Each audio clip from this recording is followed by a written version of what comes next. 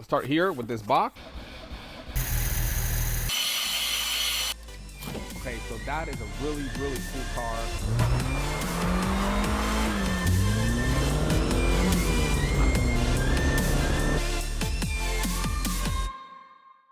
Hey guys, it's Daniel's son. Welcome back to the channel, and we are back with the 1976 Turbo Fiat project. Now, you might have noticed that the car has no hood on it.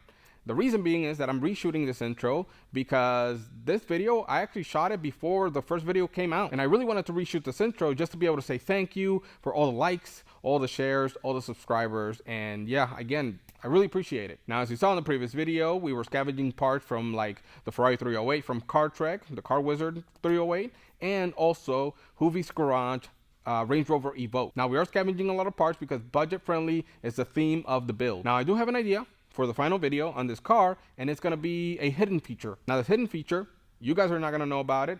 Also, Wizard's not gonna know about it, and I'll be revealing it on his channel when the car is done. Now, I also said in the previous video that we're not gonna talk as much. We're actually gonna be wrenching. So let's get through these parts that we just got in the mail for this car, and yeah, let's get started. So I'm really gonna make this part quick because I really wanna show you guys more wrenching instead of just talking and showing parts. So let's go ahead. Now let's start here with this box. So right here we have all the stuff for the drive shaft. We have that isolator, we have that carrier bearing, and that kit actually came with universal joints, so might as well throw them on as well. Now over here we have some brake lines and some brake pads. Also, we got the calipers in there. I'm gonna pull those out next. Now we got all four calipers. We got the fronts and we got the rears. Obviously the ones in the car are rusted, seized. They're just done for.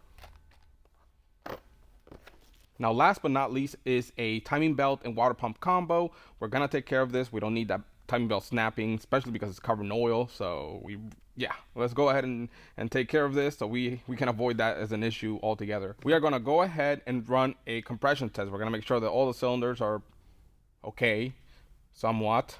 And hopefully it does pass this test because the project could be done right here. And then the other one is we're going to mess with the carburetor because the car kind of idles weird and it turns off. So it might be just an air leak or adjustment or dirt. I don't know. We're going to go ahead and mess with it, see if we can get the engine running properly, make sure it's healthy before we go through all this trouble to get this car running perfectly. Now, you may have noticed that the hood is kind of shiny. It's because me and Junior Man have been messing with some robbing compounds and also the buffer that we had laying in there just to see if it worked, and it seems like it'll work. We might be able to buff this entire car just to at least take that white coat off it, that weird oxidation or whatever the heck that is. But yeah, let's go ahead and look at this carburetor.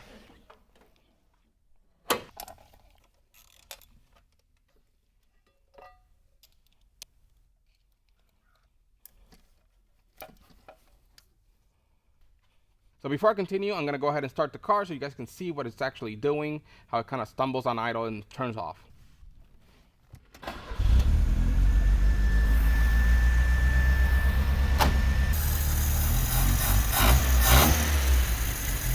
Now the smoke that you're seeing is actually from just penetrating oil on the exhaust and all that stuff. I've been soaking this car this whole weekend just to make it a little easier because there's a lot of rust in here.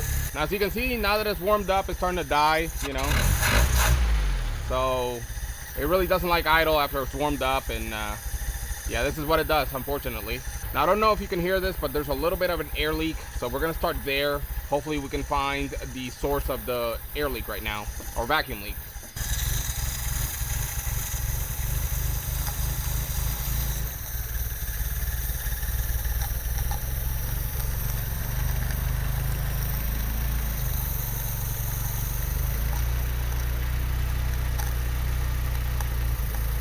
Now we did find something. There's like a, I think it's a cold start solenoid. I'm not 100% sure, but it was actually unscrewed. I put it back in here. I'll show you here in a second. Now, obviously it's not the best running carburetor because it is dirty. It's been sitting with old fuel. It probably needs to be gone through, but we are not gonna do that, obviously, because it's getting removed. And I'm just not gonna spend the time to do it. But screwing that little solenoid back in, actually, look at the idle. It's much better, and it doesn't die. Now that was easy, which is great. We screwed that little solenoid back in. It kind of sealed up the air leak. Now it's a little rough still, but the engine kind of sounds healthy. But we're still going to go ahead and do the compression test to make sure that at least is somewhat high, maybe. I'm hoping for at least 90, 80, right around there, not lower than that, or in at least they all match. Uh, but yeah, that's our next thing. We're gonna go ahead and do a compression test.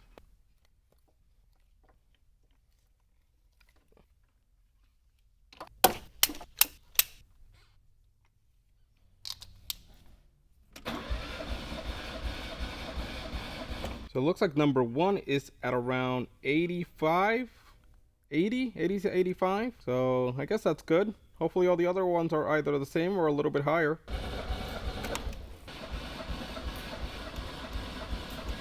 So these are our results. You can see cylinder one was about 80, 85, and then all the other ones were 90. So this engine is good to go. Now off camera, I actually did a cylinder leak down test, and most of the air is escaping through the piston rings, which I kind of already knew that would happen because the engine's been sitting for so long.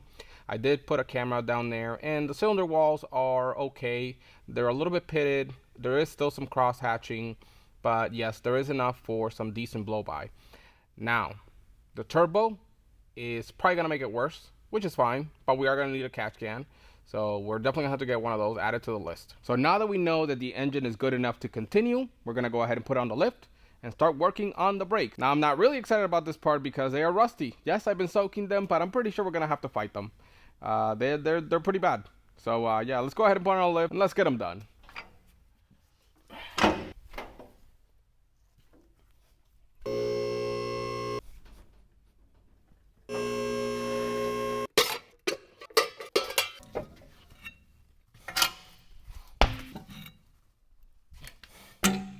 So as you can see, we got the wheels off and we got our, obviously our brake caliper here and our brake rotor. Now you can see the brake rotor is a little rusty, or a lot of rusty, but we are not going to replace it. I'm going to go ahead and turn it. And the reason is because budget friendly build. Now these rotors should be fine. Just one turn, clean them up. That should be fine. But now the calipers are not. We're definitely going to have to replace these, clean up as much as we can, and put a fresh caliper, fresh pads, and a fresh brake line. Now these calipers have a unique design. Never seen it before, but we'll figure it out. But it's this shim that I guess you pop out and then the caliper comes out. There's no bolts in the back, and yeah, it's just weird. So yeah, I guess you take those little clips off and then you maybe tap it out and caliper falls off. I'm not sure, but I'm learning too. So let's see how you do this.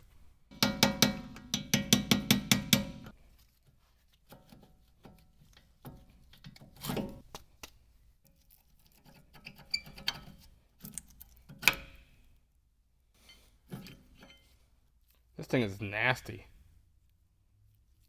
That one's cracked. They still have a lot of meat on them. It looks like somebody did a fresh pad slap and they just never drove it again.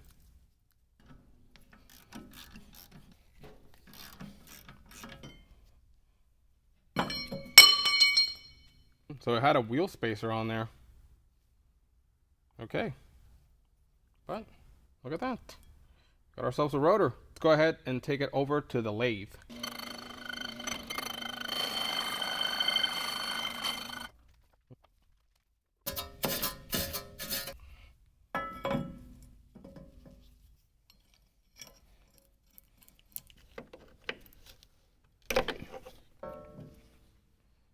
So we have our first caliper out.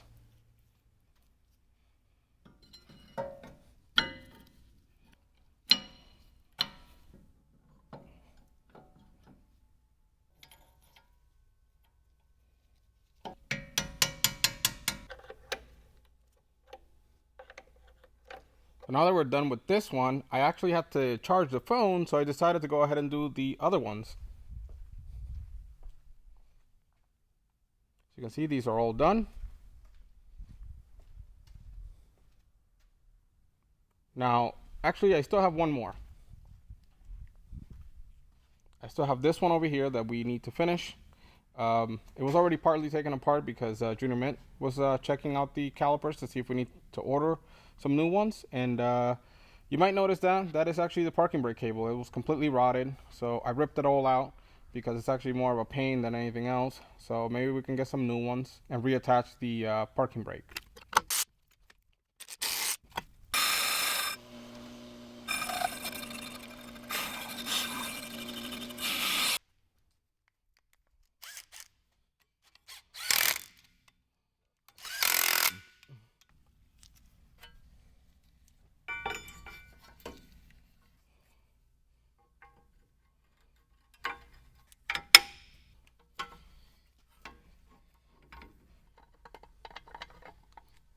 I'm actually visiting Grimes today, and there's a reason I stopped here, and it's because I found a car here that has the same engine as the Fiat Turbo. So this right here is a 1993 Lancia HF Integrale. Now this actually has a very similar engine to the Fiat project.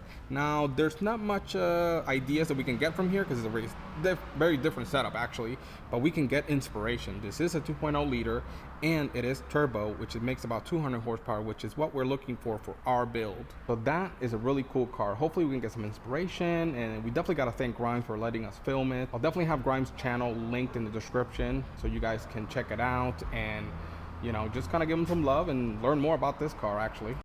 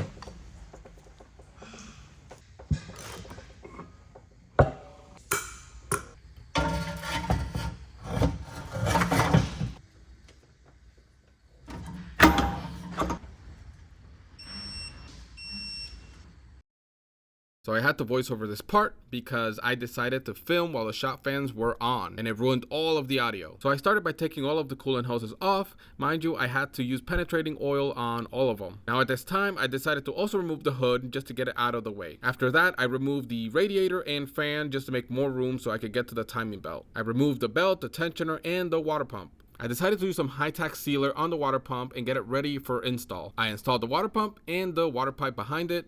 Then I installed the tensioner and tightened it in the retracted position. I installed the timing belt and turned the engine twice. Then I reinstalled the radiator, fan, alternator belt, and filled it up with regular water for now. Now that I have finished installing the timing belt, we're gonna go ahead and turn on the car and see if I actually did it right. Now if it actually turns on and it runs and everything, then we're gonna go ahead and take it out for a test drive.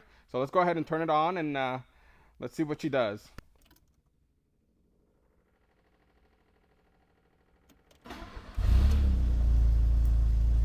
Look at that, she actually starts up and it runs. Give it a couple of revs.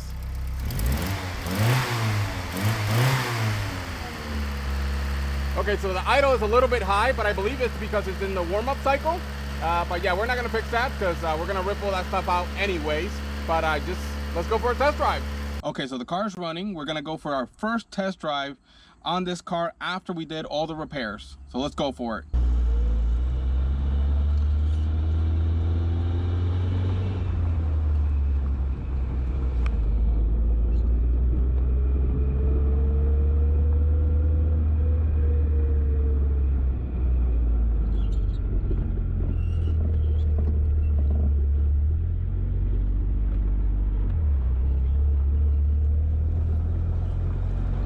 Now this car at the moment does not have a tag, so we are not gonna take it on the streets. We're just gonna drive it here on the parking lot.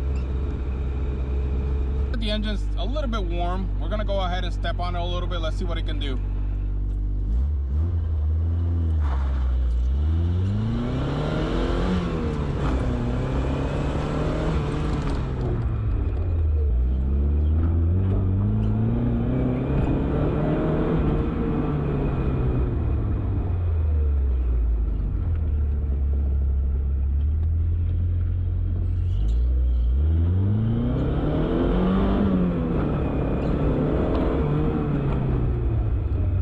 Actually not bad. It has plenty of power. It's actually pretty fun, honestly, and it just goes. I can't wait until I have it right on the street so we can actually do some you know, higher speeds and whatever. That'd be really cool. But she goes, she really goes. The engine's healthy, she has plenty of power, so yeah, I'm happy with that.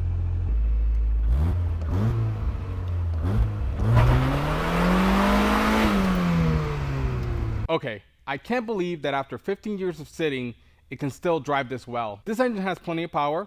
It sounds really good and it's healthy, which is the most important thing for us to move forward. The brakes are working great. The drive shaft is not rattling anymore. So those are two things that were extremely dangerous, and we took care of them. The new timing belt is holding up perfectly. It's not oil soaked anymore, and it just does what it does. Now I did notice that the cooling fans weren't really coming on, but that's fine because they're getting replaced with a completely new system.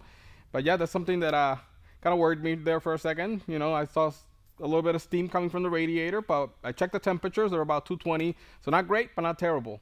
So now that the car drives and we know that it actually can perform, we're going to go ahead and tear it down and start mocking up our turbo kit. Now, obviously, that's going to be in the next episode of the Turbo Fiat build, so definitely stay tuned. Like, share, and subscribe, and I will definitely catch you on the next video.